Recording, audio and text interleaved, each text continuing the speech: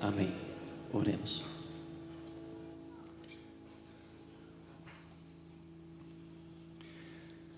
Nós louvamos ao Teu santo nome, Senhor Deus, por quem Tu és,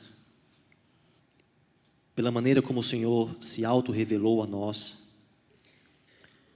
pelo privilégio de conhecermos ao Senhor, conhecermos os Teus atributos, o Teu caráter, as Tuas instruções e a Tua vontade para a nossa vida. Te agradecemos porque o Senhor revelou-se a nós de maneira plena em Jesus Cristo, nosso Senhor, que veio a este mundo nos mostrar de maneira nítida o Teu caráter, o Teu amor e, acima de tudo, o Teu propósito de salvação para cada um de nós.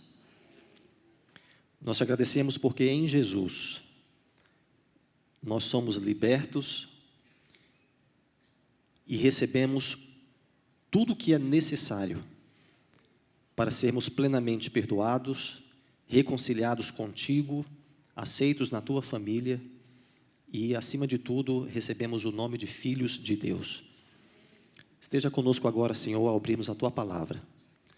Nos dê discernimento espiritual, fale ao nosso coração. Nós te suplicamos em nome de Jesus. Amém. Amém.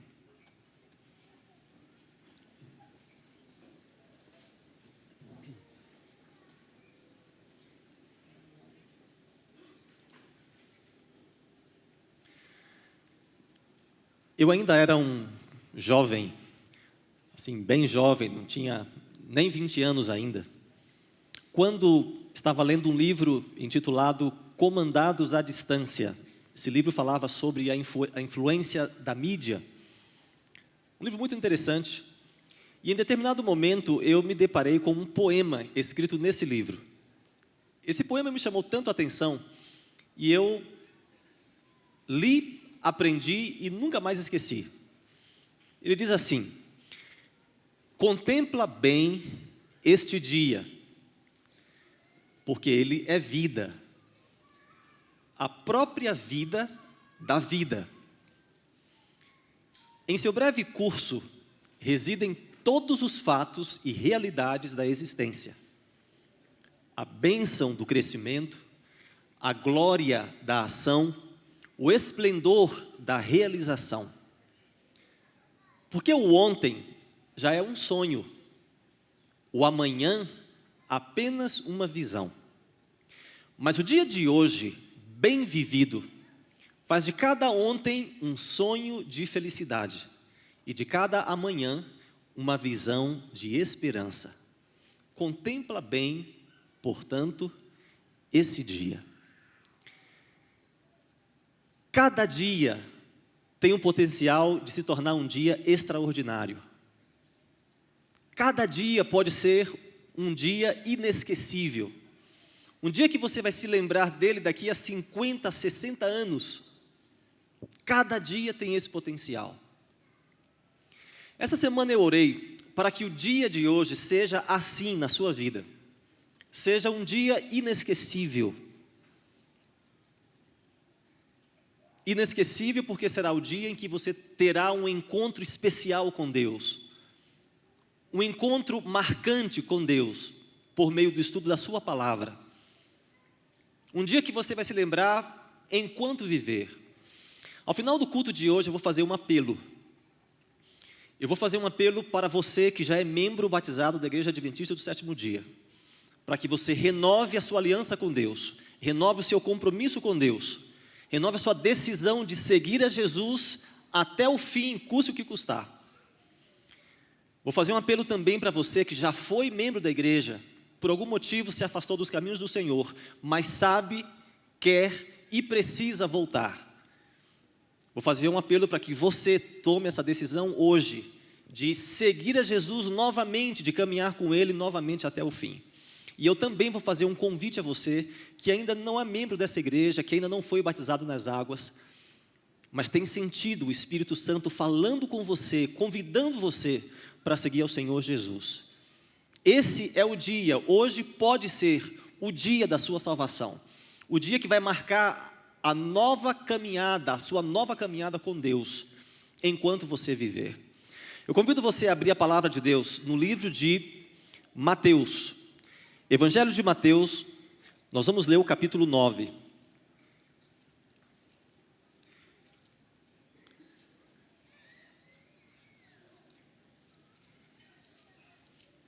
Evangelho de Mateus, vamos ler os versos 9 a 13. Este é um relato muito interessante das Escrituras, é repetido também por Marcos e Lucas, e registra o chamado de Mateus. Marcos e Lucas acrescentam que Mateus também tinha um outro nome, Levi. Era muito comum nos dias de Jesus as pessoas terem um nome duplo, como João Pedro, né? O nome dele era Levi Mateus ou Mateus Levi, nós não sabemos ao certo, sabemos que ele tinha esses dois nomes. Mas Mateus registra apenas esse nome, e há uma indicação, portanto, de que essa fosse a maneira como ele era mais conhecido. Mateus capítulo 9, versos 9 em diante. A palavra de Deus diz assim: Partindo Jesus dali, viu um homem chamado Mateus, sentado na coletoria, e disse-lhe: Segue-me. Ele se levantou e o seguiu. E sucedeu que, estando ele em casa, à mesa, muitos publicanos e pecadores vieram e tomaram lugares com Jesus e seus discípulos. Ora, vendo isso, os fariseus perguntavam aos discípulos: Por que come o vosso mestre com os publicanos e pecadores? Mas Jesus, ouvindo, disse: Os sãos não precisam de médico, e sim os doentes. Ide, porém, e aprendei o que significa misericórdia quero e não sacrifícios, pois não vim chamar justos, e sim pecadores ao arrependimento. Quem era Mateus? E por que Jesus parou em frente a ele, olhou nos olhos dele e disse: Segue-me? O Evangelho de Mateus não dá muitos detalhes sobre esta pessoa. Simplesmente diz que era um cobrador de impostos. E isso é suficiente para que nós saibamos muitas informações sobre Mateus. Como cobrador de impostos, Mateus era um judeu trabalhando a serviço dos romanos. Portanto, era considerado um traidor da nação. Cobradores de impostos eram odiados porque eram considerados traidores. Antes de mais nada, eram traidores. Cobradores de impostos eram conhecidos também pelos seus esquemas de corrupção. Eles não cobravam apenas aquilo que era devido, mas também cobravam o que era indevido para benefício próprio. Eles extorquiam as pessoas para benefício próprio e eram considerados, portanto, ladrões. Cobradores de impostos lidavam continuamente com os líderes romanos, para quem os recursos eram transmitidos. E por lidarem com gentios constantemente, eram considerados impuros. Não podiam participar dos serviços do templo, dos ritos que aconteciam regularmente. Eram considerados impuros, cerimonialmente impuros. Normalmente, cobradores de impostos eram listados com outras pessoas de má reputação, pessoas imorais, heréticas, gentios. Cobradores de impostos eram todos considerados farinha do mesmo saco. Como resultado de tudo isso, cobradores de impostos eram simplesmente chamados de pecadores. A maneira mais simples de identificar um cobrador de impostos era chamá-lo de pecador, traidor, ladrão, impuro, corrupto, imoral, pecador. Consequentemente, os cobradores de impostos eram pessoas excluídas do convívio social. Uma pessoa de bem não seria vista assentada batendo um papo com cobradores de impostos. Normalmente os amigos dos cobradores de impostos eram outros cobradores de impostos. Há um detalhe aqui que não há uma confirmação precisa, mas é uma possibilidade. Mateus tinha por sobrenome filho de Alfeu. E entre os 12 discípulos havia um outro filho de Alfeu, Tiago. Muitos estudiosos entendem que Mateus era irmão de Tiago, um dos 12 que seguiam a Jesus. Mateus estava em Cafarnaum e Jesus ia frequentemente a Cafarnaum. Jesus ia tanto a Cafarnaum que simplesmente disseram que essa passou a ser a sua cidade, pela frequência com que ele estava ali. Eu imagino que cada vez que Jesus ia a Cafarnaum, na companhia dos discípulos, e Mateus via, se esse for o caso, o irmão dele com Jesus, e comparava a vida dele com a vida de Tiago, eu entendo que isso poderia apenas aprofundar a culpa que Mateus sentia, a repreensão velada, silenciosa, que ele observava pelo exemplo do seu irmão. Esse era Mateus. Assim ele era considerado, essa era a vida de Mateus. Até que um dia qualquer, um dia como qualquer outro, um dia regular como qualquer outro, o Senhor Jesus parou na frente dele, olhou nos olhos dele e disse: segue-me. E só isso é algo absolutamente escandaloso. Por que Jesus fez isso? Porque Jesus parou, olhou nos olhos de uma pessoa como esta, com essas características, com esse estilo de vida, com essa reputação. Porque Jesus olhou para essa pessoa e disse: segue-me. Se você ler o contexto do capítulo, você vai ver que já havia uma multidão seguindo Jesus. Jesus parou, olhou para Mateus e disse: segue-me. Por que Jesus fez isso?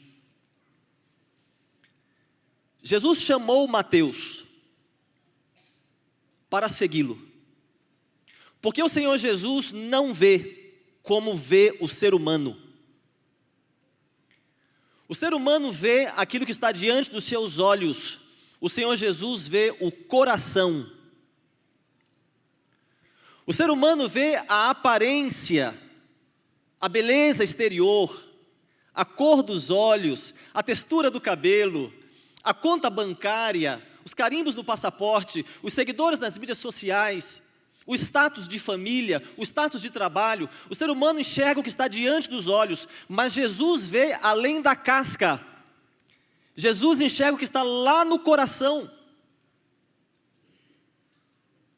O Senhor Jesus chamou Mateus, porque Jesus não enxerga aquilo que você é agora.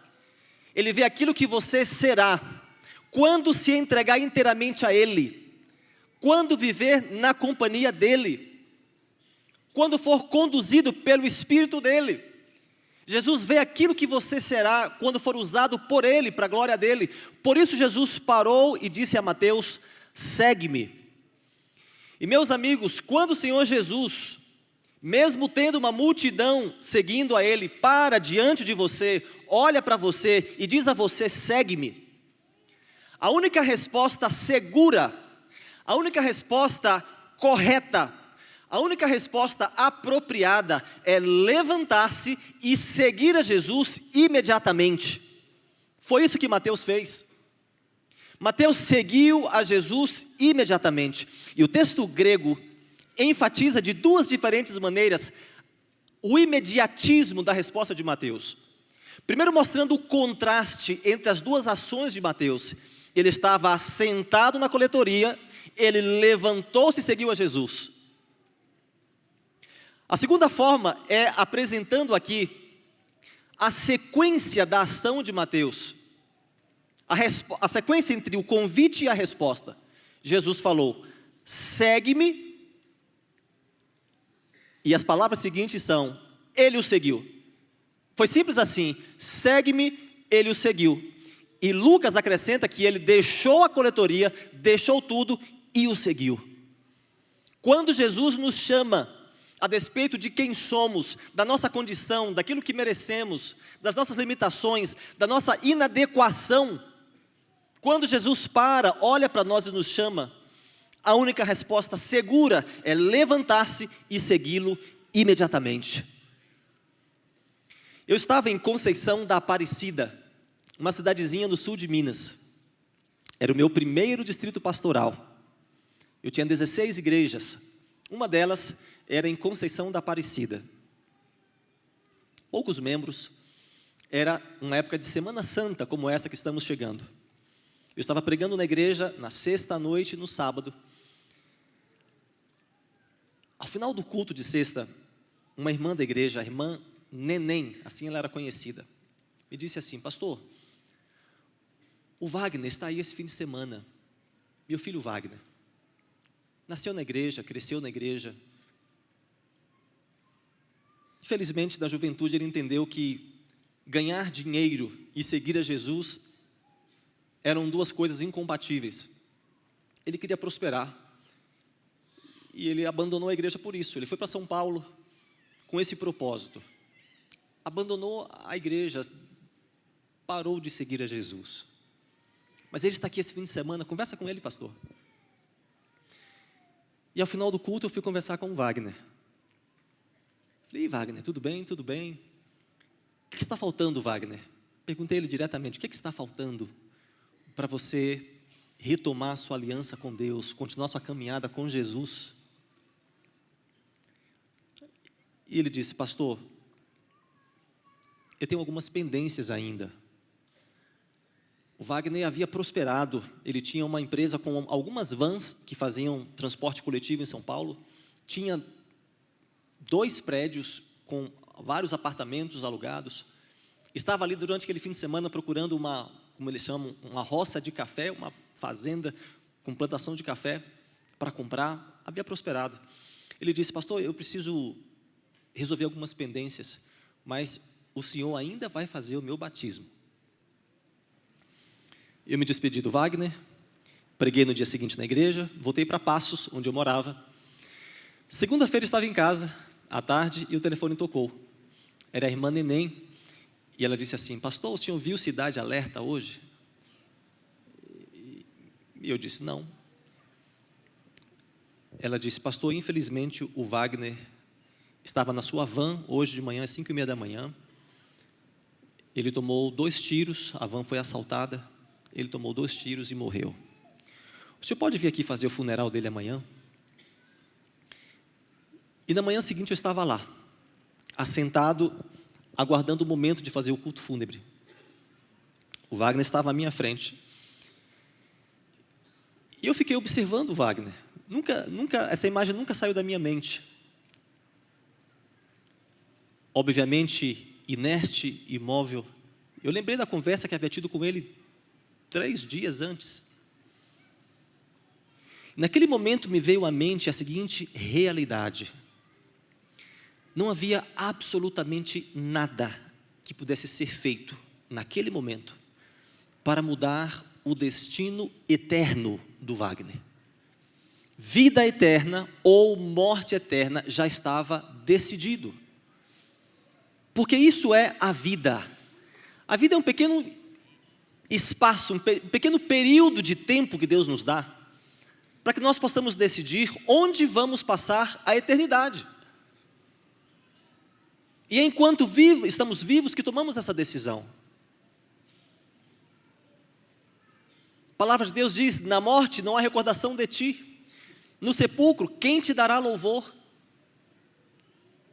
Naquele momento, vida eterna, morte eterna já estava decidido. E essa experiência com o Wagner confirma para cada um de nós que quando Jesus, de maneira repetida, de maneira insistente, de maneira direta, para diante de nós, olha para nós com amor, com ternura e diz: segue-me, a única resposta segura é levantar-se e segui-lo imediatamente, como fez Levi e Mateus naquele dia.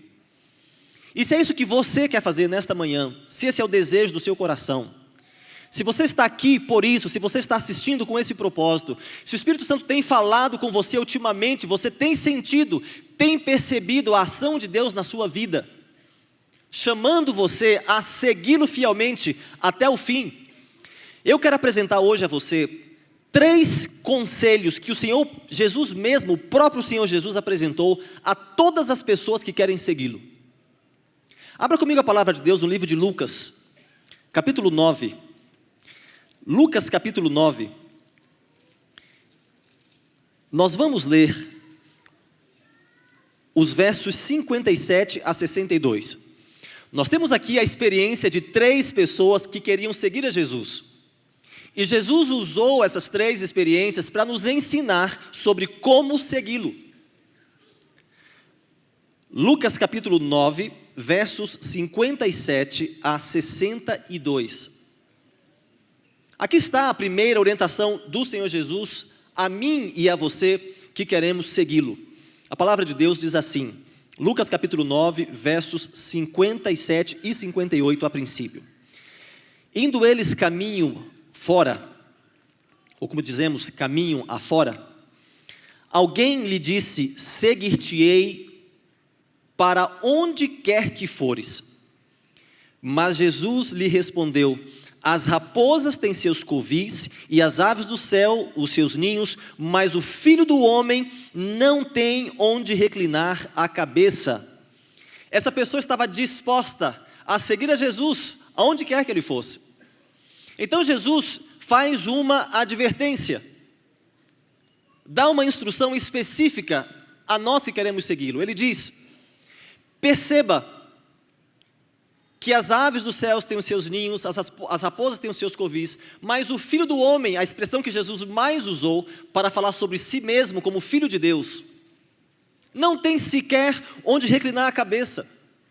Jesus está usando um exemplo próprio, a sua experiência própria, aquilo que ele mesmo havia experimentado para cumprir a sua missão, como exemplo para nós que queremos segui-lo. Para que Jesus pudesse vir a esse mundo, cumprir a missão de buscar e salvar o que estava perdido, ele fez renúncias. Ele fez renúncias.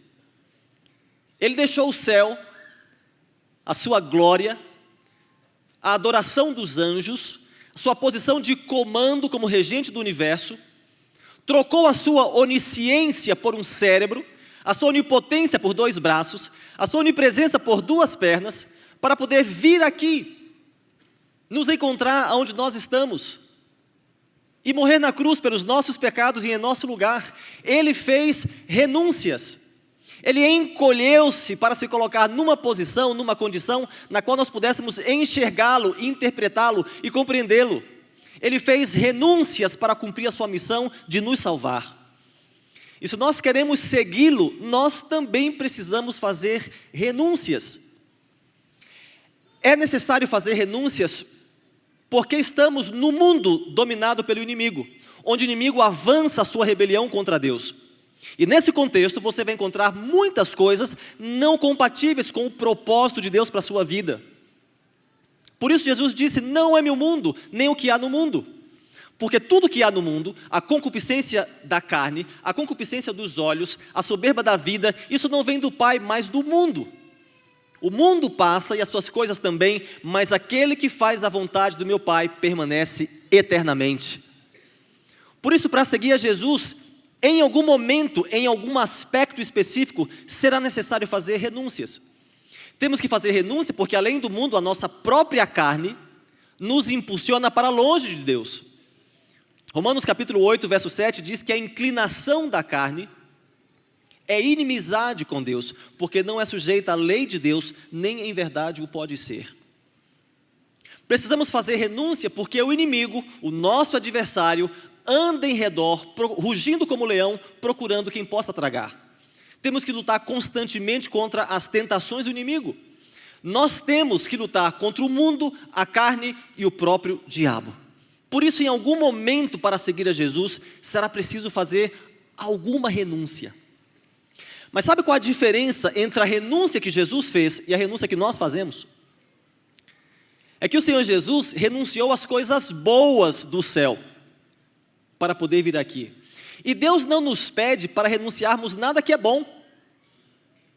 Tudo que Deus pede para renunciarmos são aquelas coisas que estão nos impedindo de segui-lo. Qualquer coisa que não é um empecilho para você segui-lo, não deve ser renunciado. Mas Ele pede sim que você renuncie aquilo que não é compatível com a sua instrução e que, portanto, será um empecilho para você segui-lo. E eu vim dizer a você hoje, que todos os poderes divinos do universo estão à sua disposição agora, para ajudá-lo a fazer as renúncias necessárias para seguir a Jesus. Deus vai te ajudar, Jesus vai interceder, o Espírito Santo vai te fortalecer, os anjos vão te guardar, todos os recursos do céu estão à sua disposição, para fortalecê-lo, para ajudá-lo, para que você faça as renúncias necessárias para seguir ao Senhor Jesus. Uma outra pessoa queria seguir Jesus, e veja o que o Senhor Jesus disse, no verso 59. A outro disse Jesus: segue-me. Ele, porém, respondeu: permita-me ir primeiro sepultar meu pai. Mas Jesus insistiu: deixa aos mortos o sepultar os seus próprios mortos. Tu, porém, vai e prega o reino de Deus. Como assim? Será que não dava tempo nem do homem sepultar o pai? Tem que ser tão imediatamente assim? Os judeus tinham o costume de sepultar os seus mortos no mesmo dia. Há vários exemplos bíblicos. A filha de Jairo morreu, foi sepultada no mesmo dia. Lázaro morreu, sepultado no mesmo dia. Ananias e Safira, 3 horas depois da morte, já estavam sepultados. Será que Jesus não podia esperar nem esse tempinho? Mas não era bem isso o que esse homem provavelmente estava pedindo a Jesus. É que depois do sepultamento não terminava a cerimônia fúnebre. Normalmente o luto demorava 7 dias e a pessoa não deveria sair de casa, a não ser para ir ao local do sepultamento. Chorar ou prantear pela pessoa querida que havia falecido. Depois que o luto de 7 dias passava, então essa pessoa ficava sepultada ali por pelo menos 1 ano, e 1 ano depois, os ossos dessa pessoa eram retirados, colocados numa caixa chamada de ossuário, e essa caixa era colocada no local onde normalmente os membros da família eram colocados, os ossuários dos membros da família eram depositados. Só então o processo de sepultamento estava concluído. O que esse homem estava dizendo era: Senhor, depois que todo esse processo terminar, então eu irei seguir ao Senhor. Jesus disse: não. Deixa aquelas pessoas que já estão mortas espiritualmente ficarem preocupadas com isso. Eu estou chamando você para seguir-me. Vai e anuncie o reino de Deus. Para seguirmos a Jesus é preciso fazermos renúncias, sim.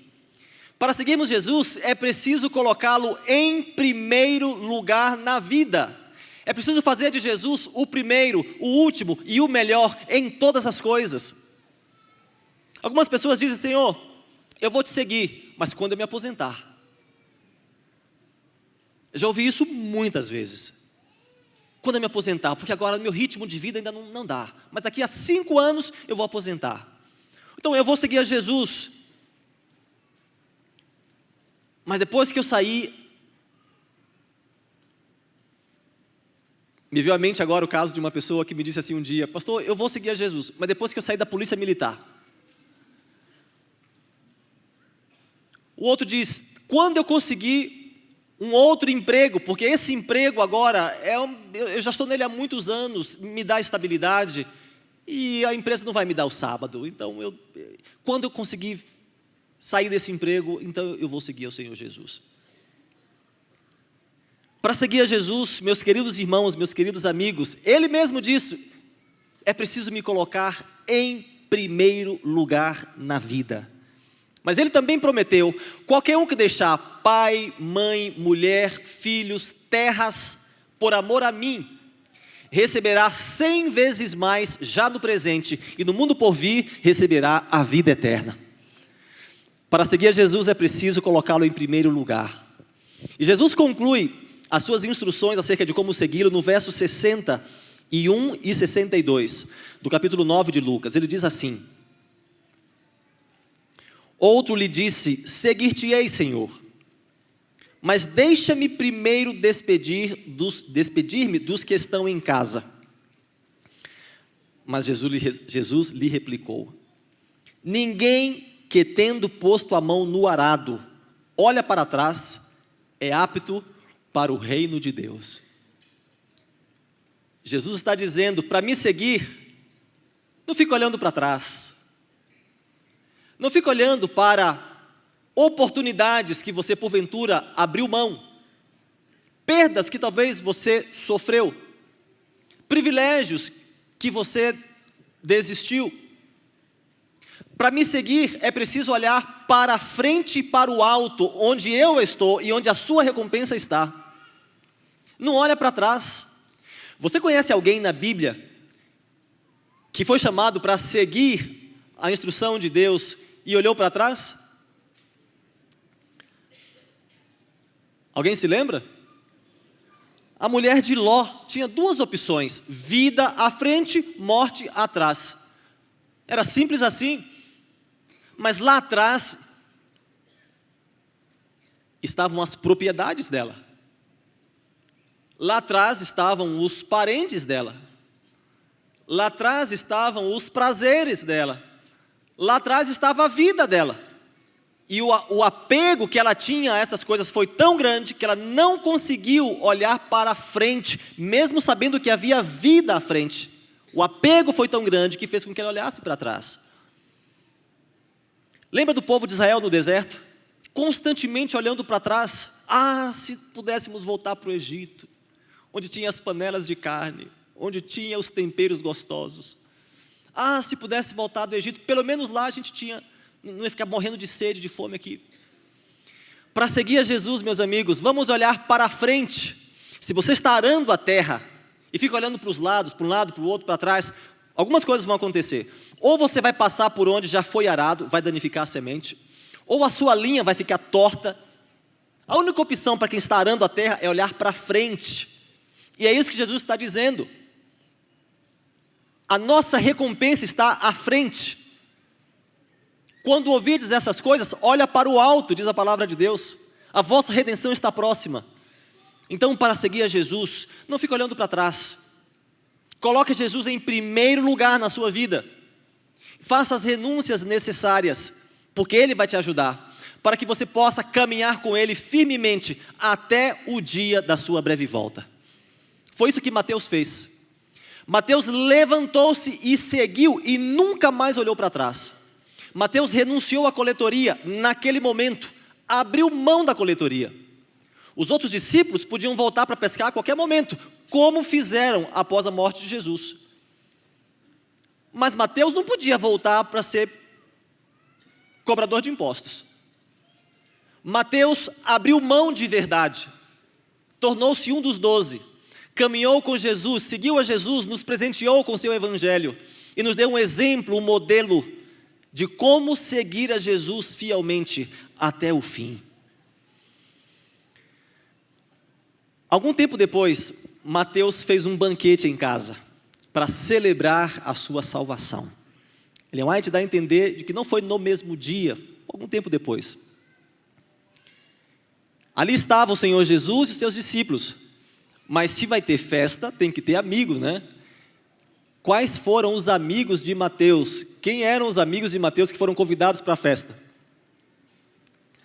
A Bíblia diz que estava ali uma multidão de cobradores de impostos. Todos na casa de Mateus. Você conhece aquela música que diz assim: um elefante incomoda muita gente. 2 elefantes incomodam muito mais. Um cobrador de impostos incomodava muita gente. Uma multidão de cobradores de impostos incomodavam muito mais. Os fariseus não podiam conceber como Jesus, que era o hóspede ou o convidado de honra para aquela festa, que estava participando de uma refeição especial, não era uma refeição regular, era uma refeição especial, estava reclinado à mesa com cobradores de impostos. Assentar-se à mesa não era uma coisa comum, rotineira, regular, simples. Por isso os judeus não se assentavam à mesa com gentios. Assentar-se à mesa significava afinidade, proximidade, mais do que isso até, unicidade, unidade de pensamento, de propósito, comunhão. E Jesus estava ali, à mesa, com a multidão de pecadores.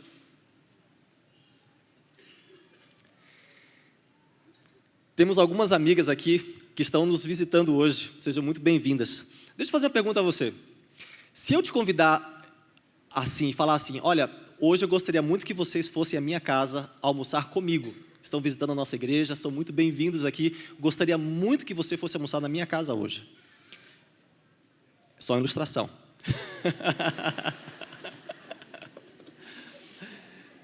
Você vai chegar lá em casa, vai abrir a porta, vai direto na cozinha, vai abrir a geladeira e vai perguntar, o que é que tem aqui para a gente comer? É isso que você vai fazer? Não? Por que não? Por que não? Pode falar?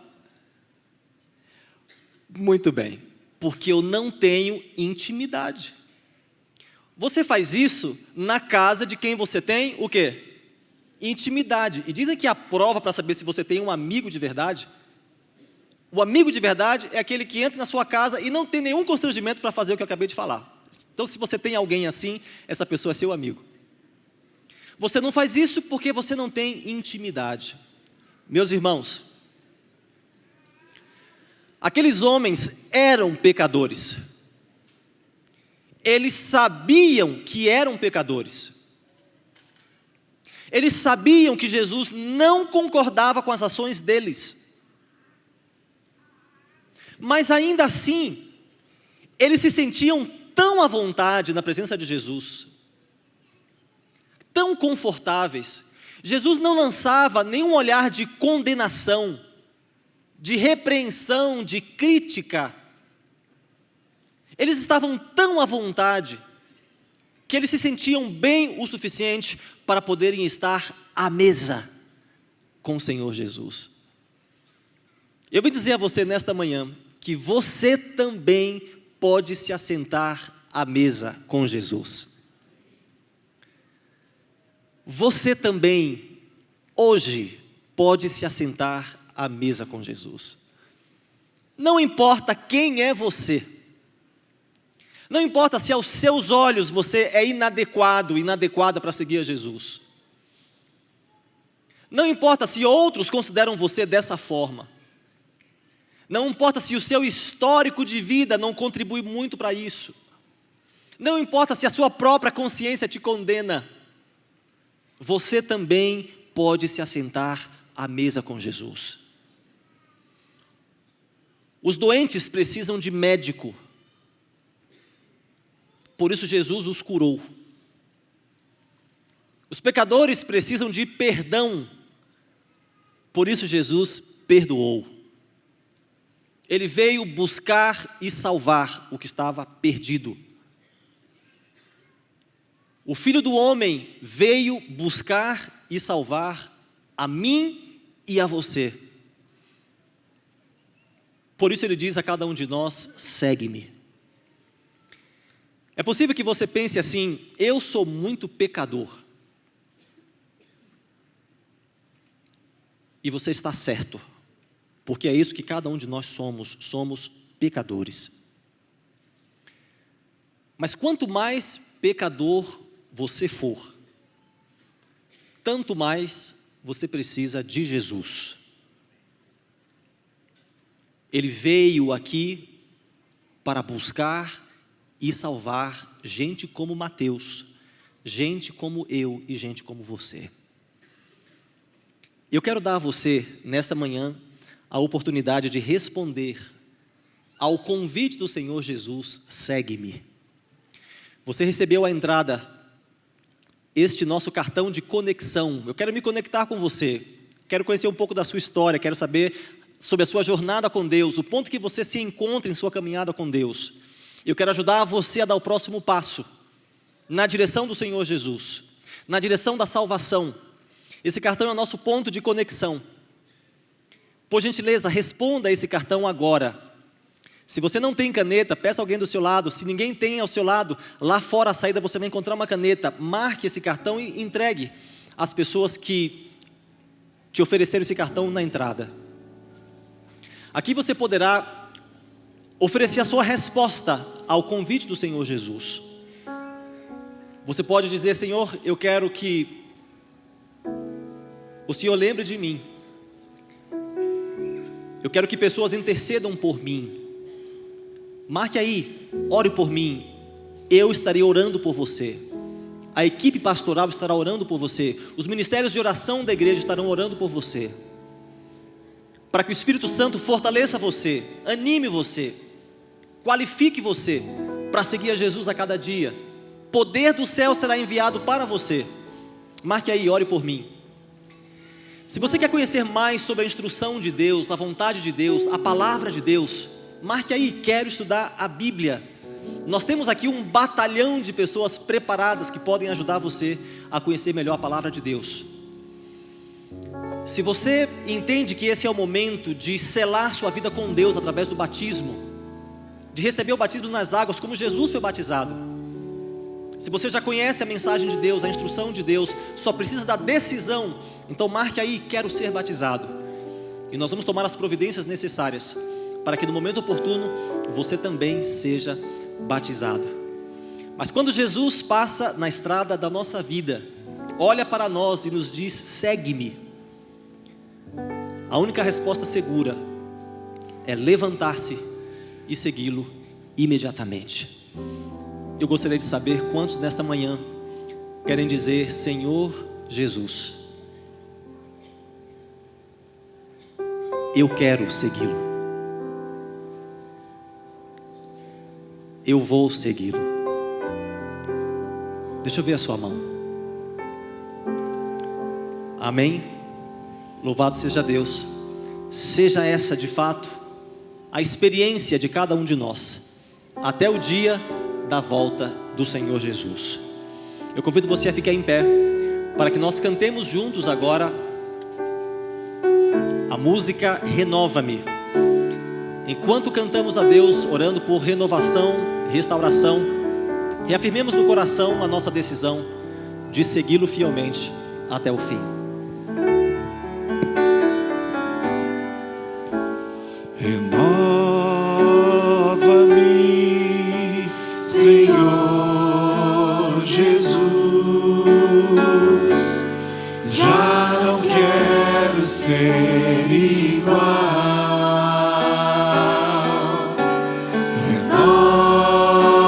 Renova-me, Senhor Jesus, põe em mim teu coração, porque tudo que há dentro de mim necessita ser mudado, Senhor, porque tudo que há dentro do meu coração necessita mais de ti. Renove o seu compromisso com Deus mais uma vez. Renova-me, Senhor Jesus, já não quero ser igual. Renova-me, Senhor Jesus, põe em mim teu coração, porque tudo que há dentro necessita ser mudado, Senhor, porque tudo que há dentro do meu coração necessita mais de ti,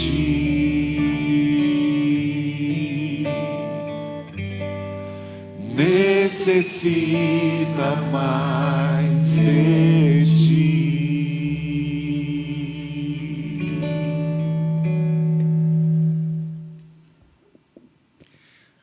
Curva a sua cabeça para receber a bênção de Deus. Que o Senhor nos abençoe e nos guarde.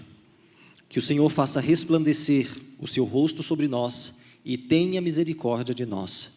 Que o Senhor sobre nós levante o seu rosto e nos dê a paz. Amém. Amém. Que Deus te abençoe.